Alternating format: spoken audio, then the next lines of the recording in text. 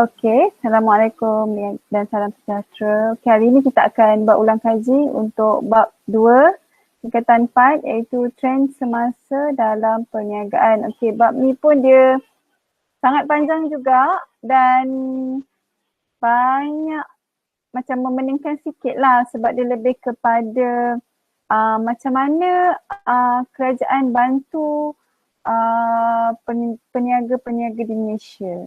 Dia lebih kurang macam tu Dia roughly macam tu lah tentang bantuan kerajaan, macam mana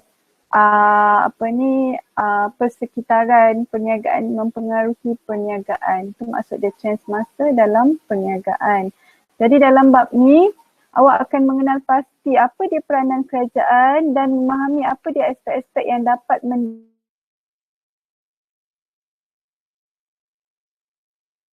pada peringkat domestik dalam negara dan juga peringkat global lah, peringkat antarabangsa. Sebab itu dia akan agak memeningkan sikit. Okey.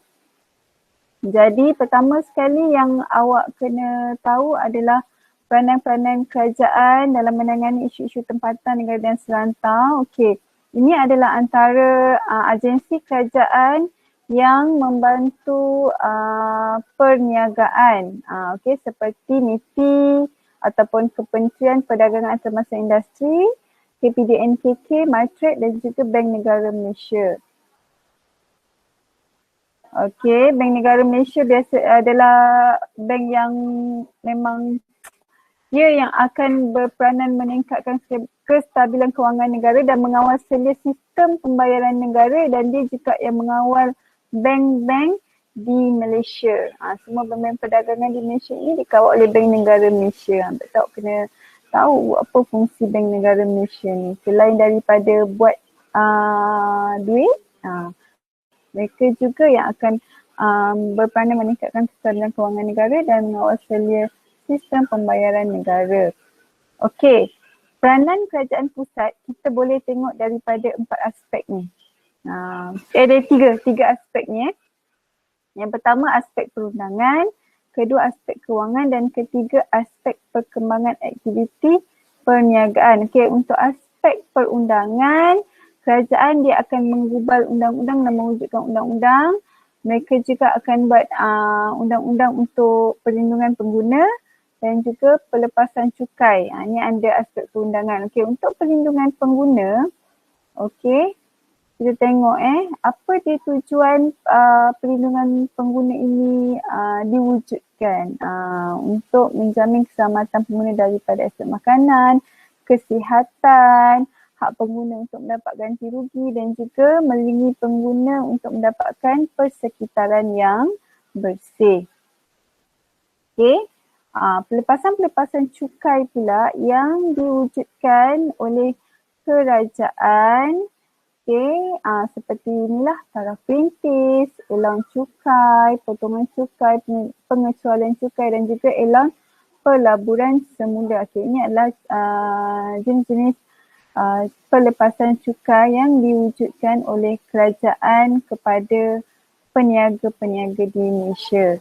Okey, dari segi aspek kewangan pula, okey, peranan kerajaan pusat, mereka akan menyediakan sumber pembiayaan melalui agensi-agensi kerajaan. Okey, ini adalah agensi-agensi kerajaan yang membantu perniagaan-perniagaan di Malaysia dari segi pembiayaan lah, seperti MARA, Bank Pembangunan, Amanah Ikhtiar dan juga Credit Guarantee Corporation Malaysia Berhad. Okay, ini antara 4 lah. Ada banyak lagi sebenarnya agensi yang membantu kerajaan dari segi pembiayaan kepada perniagaan di Malaysia. Okey, kemudian yang ketiga adalah dari aspek perkembangan dan juga aktiviti perniagaan. Kerajaan pusat dia akan buat aktiviti promosi juga melalui Matrade. Okey, macam Matrade dengan MITI, Matrade dia bantu peniaga-peniaga mempromosikan barang ke luar negara. Okey, kemudian selain daripada aktiviti promosi, kerajaan pusat juga dia buat aktiviti latihan dan juga pembangunan menerusi MEDEC dan juga MARA dan juga AKBN dan juga ada juga agensi yang lain. Dan akhir sekali, peranan kerajaan pusat juga, mereka membantu dari segi aktiviti penyelidikan dan pembangunan. R&D pun pihak kerajaan pusat bantu untuk pembangunan dan menjana kreativiti dan juga inovasi dalam perniagaan, seperti pihak MARDI dan juga SIRIN. Dia yang membantu ahli perniagaan dari segi penyelidikan dan pembangunan. Okey, peranan kerajaan negeri pula. Okey, peranan kerajaan negeri, kalau macam tadi kerajaan pusat, maknanya dia bantu semua peniaga-peniaga di Malaysia. Okey, kalau peranan kerajaan negeri pula, contoh macam setiap negeri dia berbeza-beza. Contoh macam Sabah berbeza dengan negeri Selangor. Okey. Kenapa? Sebab contoh macam Pahang dia ada banyak tanah. Jadi kerajaan negeri Pahang dia membantu dari segi pertanian. Kalau Selangor kita banyak industri. Mungkin kerajaan Selangor banyak membantu perniagaan dari segi industri. Contoh antara contoh peranan kerajaan negeri tersebut, pertama sekali mereka akan mewujudkan kawasan industri. Kawasan industri setiap negeri pun berbeza. Kemudian mereka juga akan mengeluarkan lesen, membuat promosi juga, membentuk syarikat kepentingan kerajaan seperti PKEN. PKEN ni ialah Perbadanan Kemajuan Ekonomi Negeri dan memberi bantuan pada usahawan baru melalui PKEN. Jadi kerajaan negeri ni dia banyak juga bantu usahawan-usahawan ataupun peniaga-peniaga dalam negeri masing-masing. Okey, ini pula adalah peranan pihak berkuasa tempatan ataupun PBT. Contoh PBT di KL ialah DBKL ataupun yang terdekat dengan kita MPAJ. Jadi mereka ini akan menggubal undang-undang kecil perniagaan di kawasan tempat tu lah. Macam MPAJ lah, kalau awak tengok kan MPAJ mereka ni dia ada kuasa menggubal undang-undang kecil perniagaan di kawasan sekitar Ampang Jaya. Macam tu juga di BKL. BKL kawasan KL lah. Kemudian menyediakan kemudahan awam. Sebab itu kalau awak tengok Taman Pudu Ulu di bawah seliaan DBKL. Okay. So DBKL menyediakan kemudahan awam. Kemudian mewujudkan pusat perniagaan. Contoh macam pasar-pasar malam, pasar tani, itu semua di bawah seliaan pihak berkuasa tempatan macam MPAJ dan sebagainya. Kemudian mengawal tahap kesihatan awam dan keselamatan, yang sembuh-sembuh nyamuk tu semua pun semua di bawah pihak berkuasa tempatan, melaksanakan tanggungjawab sosial, memantau keselamatan bangunan dan merangka melaksanakan dasar-dasar pembangunan tempatan. So ini adalah peranan pihak berkuasa tempatan ataupun PBT. Okey, peranan kerajaan dari aspek pertumbuhan ekonomi. Okey, apa kita akan tengok pula kat sini peranan kerajaan dari aspek pertumbuhan ekonomi. Okey, pertama sekali kerajaan dia akan mempelbagaikan kegiatan ekonomi dalam peringkat tempatan. Dia tak macam kerajaan dia tak fokus, okey rakyat semua kena bertani saja, tak. Dia akan mempelbagaikan lagi kegiatan ekonomi dalam peringkat tempatan untuk menjana lagi ekonomi negara dan juga ekonomi usahawan tersebut juga. Yang kedua, melaksanakan dasar fiskal dan dasar kewangan dalam peringkat negara. Ini ramai tertanya-tanya apa itu dasar fiskal dan apa itu dasar kewangan. Okey, dasar fiskal, kita boleh tengok. Dasar fiskal, dia dilaksanakan melalui tindakan perbelanjaan pihak kerajaan dan pelaksanaan cukai tertentu yang boleh mempengaruhi permintaan.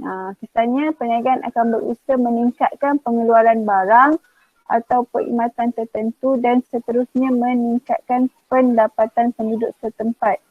Okey. Sekejap ada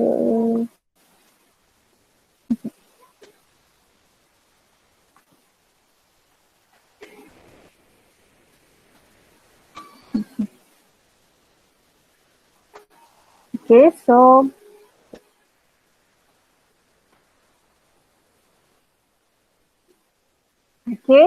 Hal ini seterusnya akan bantu perkembangan ekonomi sesebuah negara. Okey. Jadi ini adalah yang dinamakan sebagai dasar fiskal lah. Maknanya dari segi kerajaan melaksanakan perbelanjaan dan juga pelaksanaan cukai. Okey, kalau dasar kewangan pula, dasar kewangan ni dia dilaksanakan melalui Bank Negara Malaysia. Jadi key dia adalah Bank Negara Malaysia. Jadi apa-apa yang dilaksanakan menerusi Bank Negara Malaysia itu kita panggil sebagai dasar kewangan. Okey, seperti mengurangkan faedah dan sebagainya.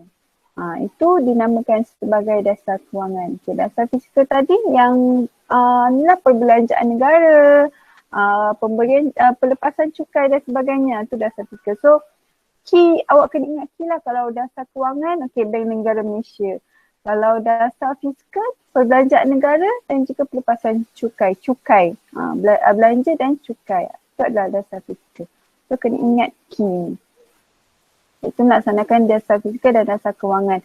Yang ketiga, peranan kerajaan dari segi aspek pertumbuhan ekonomi ialah menyediakan galakan dan bantuan dalam peringkat serantau untuk menggalakkan perniagaan mengeksport lebih banyak ke luar negara. So nak galakkanlah usahawan-usahawan ini mengeksport lebih banyak ke luar negara. Okey, sekarang kita tengok pula peranan kerajaan dari aspek guna tenaga. Okey, kalau kita sebut guna tenaga ialah pekerja. Biasanya sebuah kerajaan ni kita akan dianggap guna tenaga penuh sekiranya kadar pengangguran dia paras 4% ataupun kurang. Tapi kalau katakan kadar pengangguran dia 10%, maknanya kerajaan mengalami tahap pengangguran yang tinggi lah. Jadi kerajaan untuk menangani isu pencapaian guna tenaga penuh dengan mempelbagaikan jenis perniagaan, mewujudkan peluang pekerjaan dan meningkatkan taraf hidup masyarakat. Ini adalah jenis-jenis pengangguran. Kita refresh balik. Ada 4 jenis pengangguran, iaitu pengangguran bermusim, pengangguran kitaran, pengangguran struktur dan juga pengangguran teknologi. Kalau tengok sekarang ni kita pengangguran bermusim berlaku bila seorang pekerja itu dia bekerja dalam tempoh masa yang pendek lah. Contoh macam majikan tu dia suka buat kontrak. Dia suka buat kontrak dekat pekerja baru, kontrak setahun, kontrak 2 tahun, itu masuk pengangguran bermusim. Pengangguran kitaran pula berlaku bila keadaan ekonomi Malaysia, jadi peniaga hilang pendapatan untuk bayar gaji. Kalau pengangguran teknologi berlaku disebabkan sektor perniagaan yang mengutamakan penggunaan teknologi. Kalau pengangguran struktur berlaku disebabkan perubahan dalam industri lah secara keseluruhan. Contoh daripada instansi pertanian kepada perkilangan. Itu maksud pengangguran struktur. Okey.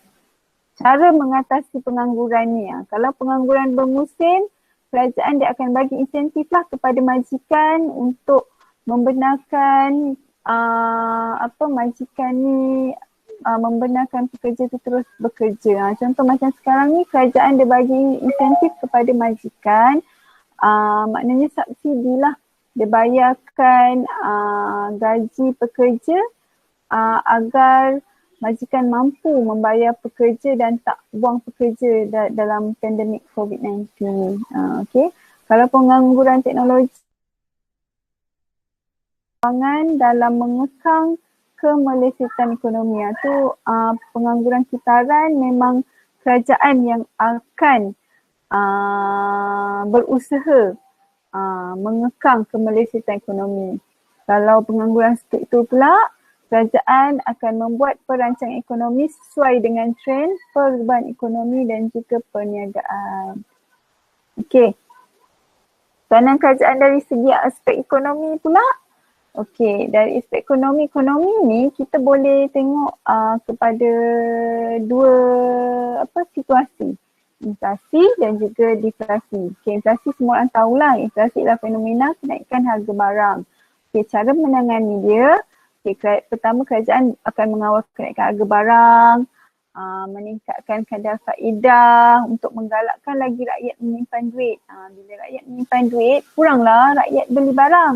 Jadi bila kurang rakyat beli barang, harga barang tu akan stabil. Sebab kalau rakyat ni dia selalu beli barang tersebut, contoh macam emas dulu-dulu masa mula-mula COVID-19 tu tiba-tiba harga dia melonjak. Sebab rakyat ramai beli kan, sebab tu harga dia meningkat. Jadi bila kita kurang beli emas, okay, sebab penghasilan emas pun dah makin banyak, sebab itu kalau awak tengok harga dia pun dah menurun. Jadi emas tu tak termasuk dalam inflasi, okay, barang lain lah. Okay. Dan melalui dasar-dasar kerajaan juga boleh menangani inflasi. Okay. Dulu kalau kita tengok contoh yang kita jelas nampak inflasi ni adalah minyak kereta lah. Harga minyak. Harga minyak sentiasa naik tak turun. Dia turun baru-baru ni pun sebab COVID-19 yang efek seluruh dunia menyebabkan harga minyak turun. Okay. Deflasi pula ialah keadaan kejatuhan harga barang dan perkhidmatan secara berterusan. Kalau tengok minyak dia tak mengalami deflasi sebab dia tak berterusan. Okay. Jadi yang berterusan ni adalah nanti kita akan tengok beberapa barang. Okay, so cara menangani ialah menurunkan kadar cukai, memberi khidmat nasihat. Kerajaan akan menurunkan kadar cukai. Jadi orang yang buat produk harga barang turun tu, dia tak adalah rugi sangat. Okay, memberi khidmat nasihat kepada usahawan tersebut serta melaksanakan dasar kewangan negara lah untuk membantu usahawan-usahawan yang mengalami deflasi, iaitu keadaan kejatuhan harga barang dan khidmat secara berterusan. Okay, kalau kita tahu kan kesan deflasi ni sebenarnya kepada peniaga ataupun kepada perniagaan, dia akan bantukan aktiviti perniagaan. Bila dia membantukan aktiviti perniagaan, automatik pekerja akan dibuang dan penduduk akan kehilangan pekerja. Bila penduduk kehilangan pekerja, kuasa beli penduduk pun menurun. Maknanya dah tak ada kerja, tak ada duit lah nak beli barang kan. Itu bermaksud kuasa beli penduduk pun menurun. Okay. Okay, sekarang kita tengok pula trend persekitaran perniagaan. Okay, macam awak semua tahu, trend persekitaran perniagaan kita ada 3, iaitu trend meningkat, trend menurun dan juga trend mendata. Okay, cikgu tak akan bagi detail sebab awak tahu kalau trend meningkat ni contoh macam pekerja yang bermotivasi tinggi, pengurusan yang cekap, sebab itu perniagaan itu berkembang. Itu ada trend meningkat. Kalau trend menurun, kita akan tengok dari segi pekerja yang bermotivasi rendah, sistem pengurusan tidak cekap, pengeluaran merosot dan sebagainya. Kalau trend mendata pula, kadar pertumbuhan dia malah ataupun mendata sama je. Okay, tak berubah, tak naik, tak turun. Okay, itu maksud dia. Okay, dari segi pasaran, pasaran merupakan satu keadaan yang berlakunya urus niaga. Okay, sekarang kita akan tengok ini adalah faktor-faktor yang mempengaruhi trend. Okay. Faktor yang mempengaruhi trend seperti pasaran. Pasaran adalah suatu keadaan yang berlaku urus niaga antara penjual dan juga pembeli. Okay, kita ada 3 jenis pasaran. Pasaran untuk semua, pasaran produk dan juga pasaran kewangan. Kalau pasaran untuk semua ni maknanya macam kita akan untuk semua pengguna lah, macam sabun pencuci dan juga susu tomato. Kalau yang produk ni dia contoh macam makanan, pelancongan, maknanya macam khas produk-produk yang tertentu. Okay, kemudian kalau pasaran kewangan ni lebih kepada macam saham dan juga security lah, pinjaman, pelaburan, wang asing dan sebagainya. Okay, trend guna tenaga, pendapatan dan pertumbuhan ekonomi pula. Okay, kalau guna tenaga, kita ada pekerja-pekerja dalam bidang profesional, bidang aktiviti pembinaan, aktiviti pengeluaran dan juga bidang penyelidikan. Okey, perubahan dalam guna tenaga ni biasanya akan ada pertambahan bilangan pekerja, pengembangan dalam teknologi, kepakaran pekerja yang berkemahiran tinggi. Okey, kalau trend pendapatan pula, okey, trend pendapatan ni maksud dia peningkatan permintaan barang, pendapatan hasil lah. Okey, keuntungan perniagaan. Okey, yang diperolehi melalui hasil jualan perniagaan tersebut. Okey. Kalau pertumbuhan ekonomi ni biasa akan menyebabkan perniagaan berkembang pesat lah. Okey, dan penduduk juga akan mendapat pendapatan dari gaji dan upah yang semakin meningkat dari segi pertumbuhan ekonomi. Okey, dalam pertumbuhan ekonomi ni kita akan tengok keluk ni. Fasa kemelesitan dan juga fasa melambung. Ni biasa juga masuk biasa ni. Okey, fasa satu adalah fasa kemelesitan di mana ketika kemelesitan ni penduduk dia tak mempunyai wang atau pendapatan yang mencukupi untuk membeli produk. Okey, pendapatan kerajaan juga akan merosot. Okey, kadar pengangguran juga akan meningkat kerana perniagaan tidak dapat menawarkan pekerjaan yang menyebabkan wujudnya deflasi. Okey, bila keadaan fasa melambung pula, di fasa ni perniagaan akan menambah pengeluaran produk untuk memenuhi peningkatan penggunaan produk yang semakin meningkat. Perniagaan juga memerlukan pekerja yang ramai untuk menjalankan aktiviti perniagaan serta mampu membayar gaji dan upah yang tinggi. Okey, ini adalah fasa melambung dan juga fasa kemelesitan dalam keluk ekonomi. Okey, undang-undang perniagaan pula. Okey, undang-undang perniagaan ini kita akan boleh tengok biasanya organisasi perniagaan mereka akan kena ikut undang-undang perniagaan dari segi kesihatan dan keselamatan, pekerjaan, maklumat, perancangan, perlindungan, persaingan, pengiklanan, undang-undang syarikat dan persekitaran. Okey, ini semua ada details dalam buku teks. Cikgu tak ulas lanjutlah sebab ni kalau awak buat ayat sendiri pun dah boleh dah sebenarnya. Okey, sekarang kita akan tengok analisis faktor-faktor yang membawa perubahan kepada persekitaran perniagaan. Okay, kalau kita sebut persekitaran perniagaan, ada dua faktor iaitu faktor dalaman dan juga faktor luaran. Okay, ini adalah faktor-faktor dalaman dari segi gaya pengurusan, sumber manusia, pemasaran, pengeluaran, kewangan, teknologi maklumat dan juga penyelidikan dan pembangunan. So ada 7 faktor dalaman, maknanya faktor-faktor dalam perniagaan tu. Okay, dalam perniagaan tu. So kalau awak kata okey, awak bayangkanlah satu bulatan.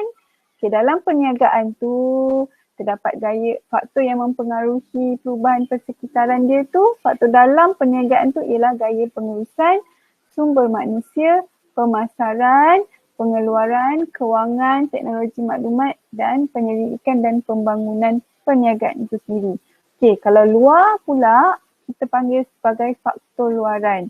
Faktor luaran yang mempengaruhi persekitaran perniagaan ialah politik, ekonomi, sosio budaya, teknologi, undang-undang dan ekologi. Cikgu rasa semua dah tahulah bila sebut benda-benda ni dah tahu dah faktor dalaman dan juga faktor luaran. Cuma cikgu nak terangkan sikitlah tentang gaya pengurusan yang kita ada 5. Gaya pengurusan menerusi ni. Okey, kita ada gaya pengurusan laissez-faire. Kita ada yang kedua gaya pengurusan sokongan. Yang ketiga kita ada gaya pengurusan sederhana. Yang keempat kita ada gaya pengurusan autokratik dan yang kelima kita ada gaya pengurusan demokratik. Okey, kita ada 5 jenis gaya pengurusan yang berbeza. Okey. Okey, kemudian sumber manusia pula. Okey, kita ada 2 sumber manusia dalaman dan juga sumber manusia luaran. Sumber manusia dalaman ni adalah pekerja yang sedang berkhidmat. Jadi kalau sebut dia sumber manusia, ada keluar soalan hari tu tapi ramai yang salah jawab. Ramai yang salah faham. Okey, jadi bila sebut sumber manusia dalaman adalah pekerja yang sedang berkhidmat, yang sedia ada. Itu adalah sumber manusia dalaman. Kalau sumber manusia luaran ialah outsource ataupun pengambilan pekerja dari luar organisasi. contoh macam kita nak buat projek, katakan cikgu nak buat apa contoh okey lah, contoh senang gardenia. Contoh gardenia. Dia nak buat satu roti macam special lah. Ataupun dia nak ambil duta. Okey, gardenia dia nak ambil duta. Duta itu kita namakan dia sebagai pekerja luar lah. Sebab dia sementara je. Biasa duta ni setahun je dia ada kontrak. Jadi duta ni contoh macam dia bekerja dengan gardenia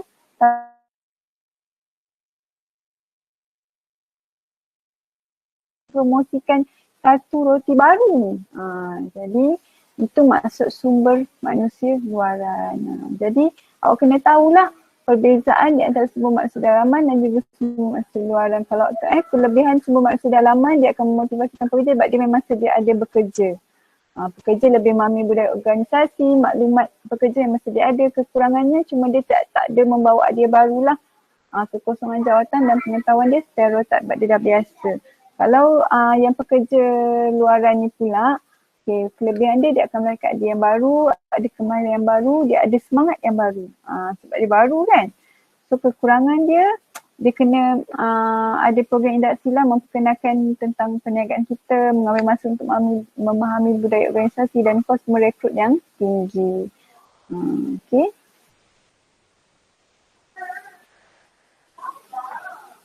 Okay, kemudian sekarang kita akan tengok pula analisis faktor dalaman dan faktor luaran. Bila kita sebut analisis faktor dalaman dan faktor luaran, automatik kita akan tahu itu adalah analisis SWOT. SWOT ialah strength, kekuatan, weaknesses, kelemahan, opportunity, peluang dan threat iaitu ancaman. Kekuatan dan kelemahan ialah faktor dalaman, peluang dan ancaman ialah faktor luaran.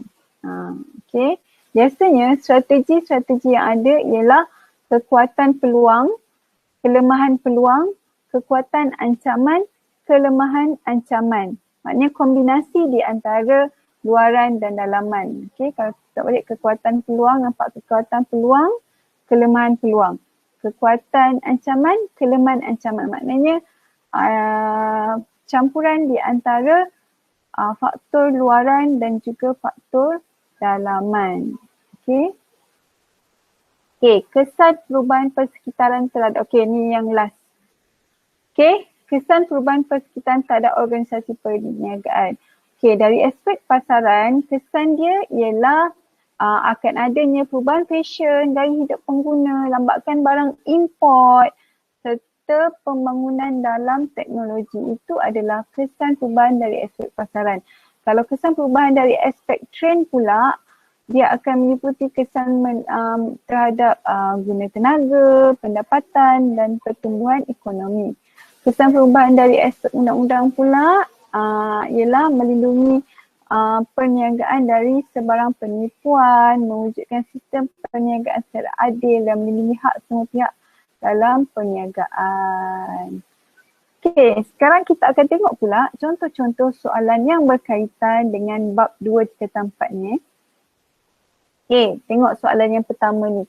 Berikut merupakan perbualan di antara dua orang siri rumah tangga di sebuah pasar raya. Apakah masalah ekonomi tersebut? Dua markah. Sebab puan ini kata keseluruhan harga barang di pasar ini telah meningkat. Puan Siti kata bukan pasar ini saja, pasar di seluruh negara Malaysia pun sama. Jadi apakah masalah ekonomi tersebut? Ada dua markah, satu fakta, satu huraian. Bila awak sebut inflasi, awak akan dapat satu markah. Huraian ialah berikan maksud inflasi. Inflasi ialah kenaikan harga barang dan perkhidmatan secara berterusan, so dapat satu markah. So kat situ dapat dua markah. Yang kedua, nyatakan dua dasar yang digunakan oleh kerajaan untuk mengatasi masalah ekonomi. Dan jelaskan dasar tersebut. Ada dua, iaitu dasar fiskal dan juga dasar kewangan. 4 markah, 2 fakta, 2 huraian. Dasar fiskal, fakta 1, huraian 1, awak terangkan apa dia dasar fizikal. Macam cikgu cakap tadi, keyword untuk dasar fizikal ialah cukai dan perbelanjaan. So buat ayat tentang cukai. Meningkatkan kadar cukai pendapatan, dapat markah. Okay, perbelanjaan, kerajaan akan mengurangkan perbelanjaan, dapat lagi 1 markah. Itu dasar fizikal. Okay. Kalau dasar kewangan, key dia ialah bank. Key dia ialah bank. Jadi apa yang bank buat? Okay, meningkatkan kadar faedah pinjaman bank. Okay, itu je. Yang lain tak payah nak ingat, tak apa. So ingat key tu je. Okay, dasar fizikal dan juga dasar kewangan. Okay, soalan seterusnya. Okay, ni kalau soalan yang peluk kemelesetan dan juga fasa melambung tadi. Jadi dia keluarkan gambar macam ni, dia suruh awak huraikan X dan juga Y. Kat sini 6 markah, nampak? So X 3 markah, Y 3 markah. Maknanya ada 2 fakta, 4 huraian. Okay. Fakta 1, X ialah fasa kemelesetan. Okay, awak huraikanlah. Apa yang berlaku semasa fasa kemelesetan? Penduduk tidak mempunyai wang, pendapatan kerajaan merosot, kadar pengangguran meningkat dan wujud deflasi. Okey. Y pula ialah fasa melambung, perniagaan menambahkan pengeluaran dia, memerlukan pekerja yang ramai, perniagaan mampu membayar upah dan perniagaan meluaskan aktiviti perniagaan. Okey. Ini adalah jawapan untuk huraian X dan juga Y. Okey, seterusnya. Tengok dia punya gambar rajah menunjukkan harga minyak sawit per tan bagi tempoh 3 tahun. Jelaskan peranan kerajaan dalam menangani masalah rajah 1. Maksudnya apa? Harga kelapa sawit menurun. So dia mengalami deflasi. Okey, jadi apa peranan kerajaan untuk menangani masalah deflasi ni? Ini adalah dia 6 markah. So buat 6 poin pun tak apa. Okay, menurunkan kadar cukai pendapatan, meningkatkan pendapatan boleh guna penduduk, meningkatkan kuasa beli pengguna, memberi khidmat nasihat dan perundangan, menggunakan sumber secara optimum, meningkatkan aktiviti ekspor, melaksanakan dasar kewangan negara, menurunkan kadar faedah dan sebagainya. Itu adalah langkah-langkah kerajaan menangani deflasi. So bila tengok soalan, awak kena tahu apa kehendak soalan. Okay. Dia tak sebut pun macam mana kerajaan menangani deflasi. Bila awak tengok graf tu, awak tahu harga barang merosot dan awak tahu itu adalah situasi deflasi. Jadi dia nak awak jelaskan dan senaraikan peranan kerajaan dalam menangani deflasi. So jangan salah faham soalan. Okay. Okay, yang keempat. Okay, maklumat di bawah berkaitan dengan trend persekitaran perniagaan. Jelaskan trend persekitaran di atas. Okay. Dia kata Puan Chin dan Puan Sonam menjalankan perniagaan pengeluaran makanan segera semenjak 5 tahun yang lalu di kawasan perindustrian Pasir Gudang Johor. Pada awal perniagaan, mereka memasarkan produk di pasar di sekitar Pasir Gudang saja. Setelah 5 tahun beroperasi, aktiviti dan operasi perniagaan mereka semakin berkembang dan keuntungan semakin berkembang. Jadi, apakah trend tersebut? 6 markah, 1 fakta, 5 huraian. So, awak nyatakan apa trend tersebut, iaitu trend meningkat, dapat 1 markah. Awak huraikan 5 huraian tentang trend meningkat. Okay, macam cikgu cakap tadilah, trend meningkat berkaitan dengan pekerja yang bermotivasi tinggi. Nampak tak ada perkataan motivasi tinggi? Kalau awak tulis pekerja bermotivasi tinggi, awak dah dapat 1 markah. Aktiviti dan operasi perniagaan berkembang, dapat lagi 1 markah. Keuntungan meningkat, dapat 1 lagi markah. Gaya pengurusan yang cekat, dapat lagi 1 markah. Lagi 1 apa? Oh, teknologi yang canggih, kestabilan ekonomi, kestabilan politik, apa-apa yang dapat yang berkaitan dengan trend meningkat, awak akan dapat markah. Okey, itu saja. Okey, kemudian dia punya soalan, terangkan 2 gaya pengurusan yang mempengaruhi trend persekitaran perniagaan. Okay, kita ada 5 tadi. gaya pengurusan kat sini 4 markah je. So awak automatik dah tahu dia nak 2 gaya pengurusan, so 2 fakta dan 2 huraian.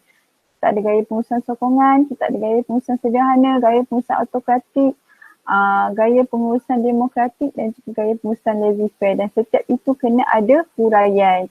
Gaya pengurusan sokongan awak buat je, hubungan baik antara majikan dan pekerja, dah dapat markah. Kalau gaya pengurusan sederhana, majikan memberi motivasi kepada pekerja. Kalau gaya pengurusan autokratik, majikan tegas dalam mencapai matlamat. Okey, ataupun pekerja tidak berpuas hati. Kalau gaya pengurusan demokratik, majikan mengamalkan sikap toleransi. Okey, kalau gaya pengurusan laissez-faire, majikan memberi kebebasan kepada pekerja. Okey, itu sahaja untuk hari ini. Okey.